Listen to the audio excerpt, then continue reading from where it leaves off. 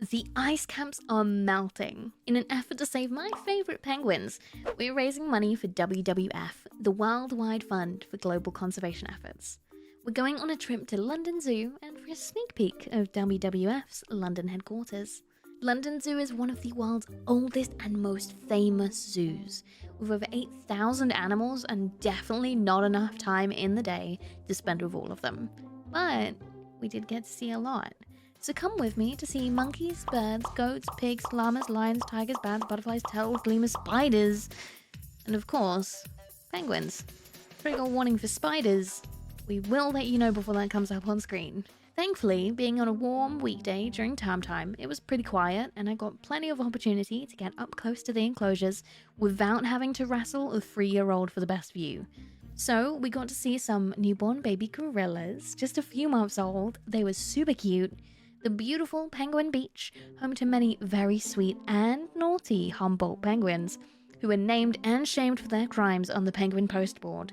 There was a butterfly tunnel with big, gorgeous butterflies, very sleepy lions and tigers, hungry meerkats, fluffy pigs, lazy goats, giraffes, sloths, and honestly, so many animals.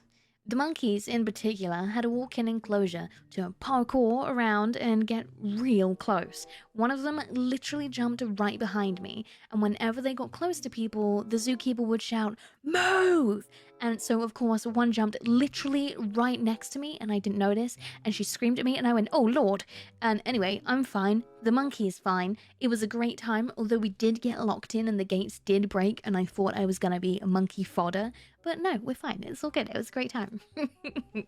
All of this, though, is in an effort to save our planet and our most endangered animals. So we looped back around to see the penguins again. Naturally, because they're my favourite. And all of this really got me thinking about what we can do to help the penguins and, of course, the other animals. Though I did make a donation to the zoo whilst there and spent a sizable amount in the gift shop. More on that later. Surely there's more we can do, right? So I spoke to Luke from WWF about how we can come together to make real change. So hi guys, I'm Luke. I am the Community Fundraising Manager here at WWF UK, and part of my weird and wonderful job is to look after all our live stream fundraisers. So I'm here, Jay, just to tell you a little bit about what we do and how your donations can help our work. So for those that don't know, WWF is the world's leading environmental charity, working in over 100 countries to help bring our world back to life. And I'm lucky enough to work here in Woking at WWF UK. Nature is currently in freefall, and it is all of our responsibility to try and help bring it back from the brink. We're trying as a charity to urgently tackle the underlying causes of what's causing this decline, especially with climate change and the food system. We're trying to find the solutions for future generations to be able to enjoy what we have at the moment in our natural world. It is a huge challenge that's going to take all of us to make a difference, but there is hope. Through our global network, we are working with governments, companies, celebrities, members of the public to make a difference, and we have the power to act and transform our world. We are known as having groundbreaking scientific research, and it's that research and our global influence that helps us get into the important meetings to make a difference. Our main mission is to see nature's recovery signs by 2030. So we're getting close, but we can do it. We started WWF 60 years ago, or over 60 years ago now, and it was just a small charity based off a panda at London Zoo. And now we're, say, over 100 countries and arguably seen as the most recognisable environmental charity in the world. And a lot has happened in over that 60 years, not for the good, but in the last 10 years, we're starting to see signs of recovery. So one of our success stories that I want to share with you today is actually with rhinos in Africa. Iconic species, everyone's seen them, everyone knows them. But unfortunately, they're one of the species that have really taken a hit over the last 100 years, especially with not only climate change, but unfortunately with poaching for their horns in the illegal wildlife trade. But I'm happy to report that we are starting to see a recovery for these magnificent beasts. You know, they're very shy animals, and actually they spend most of their day just grazing and browsing to help maintain the habitat that they live in, keeping grassland habitats healthy and not getting them overgrown. They also contribute though to the local people's livelihood, because who doesn't want to go on safari to see a rhino?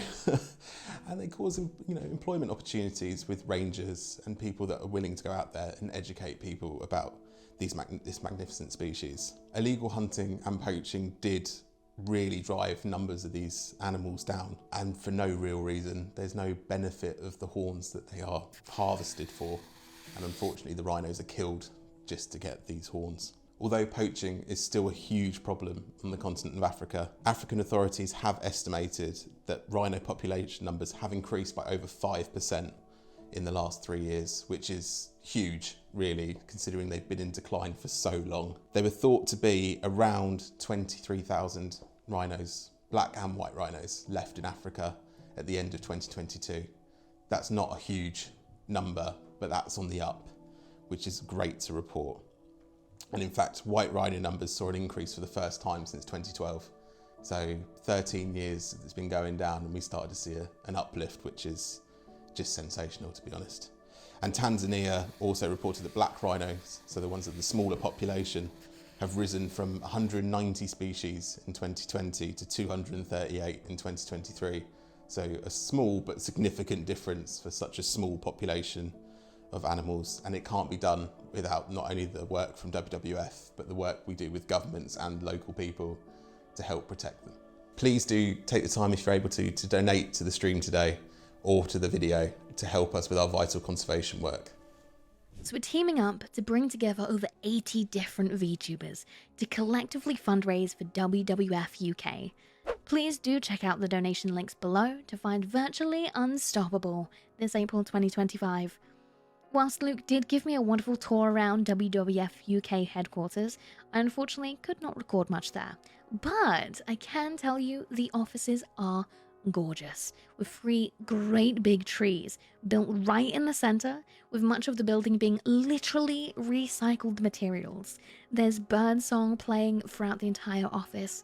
There's windows everywhere. It's beautiful and open and airy, and I'm extremely jealous of my cramped little day job.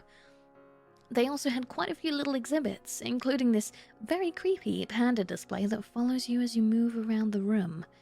It's made using old donation jars from the early 2000s. They also had a life-size tiger toy, but I didn't get that on camera. And so much more.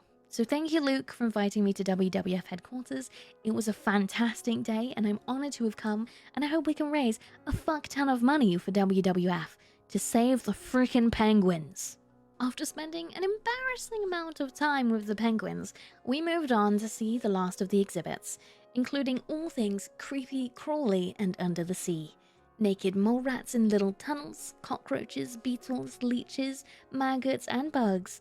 My favourite is definitely the red claw vampire crabs.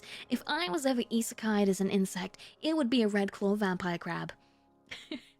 There was also all kinds of little fishies, including Dory, and of course the little jellyfish. For those afraid of scorpions or spiders, much like myself, briefly close your eyes. London Zoo's Bug Palace, of course, has its spider enclosures, but much, much, much, much worse is the free-range spider the free-range spider walkthrough, which can abso-fucking-lutely get fucked. I faced my fears enough, though, to look through the automatic doors and find the spiders in the small enclosures outside. No amount of fucking money will get me to walk through that. Absolutely not. Even talking about it gives me the freaking heebie-jeebies. I hate the 8-legged freaks. I hate them. So after literally running out of there, I may have seen the penguins one last time again. For like the 5th time today, before I headed to the exit. On which I was absolutely blessed with this literal mountain of penguin paraphernalia, and I admittedly spent way far too much money on 2 penguin plushies, a penguin keychain, penguin fridge magnet, socks, reusable penguin bag, and perhaps one or two other things that cost me a lot of money, but it goes to a fantastic cause, so it's okay, right? It's okay, right? Anyway, subscribe and consider checking out my other videos to help me at least claw back a fraction of what I just spent in that gift shop, because my wallet is crying. And please, of course, donate what you can to help the cause using the link below. Thank you so much for watching. I do hope you enjoy. And if you get a chance, I do recommend London Zoo, and of course donating to WWF, because they do fantastic things all across the globe. Big thank you to Luke from WWF for all of your help and support, and to you for helping and all your donating so far. I hope we can smash our goals and set records for fantastic VTuber fundraising events. Thank you very much. Okay, goodbye. Goodbye, goodbye. Goodbye, goodbye now, goodbye. Okay, goodbye. I said goodbye, now leave.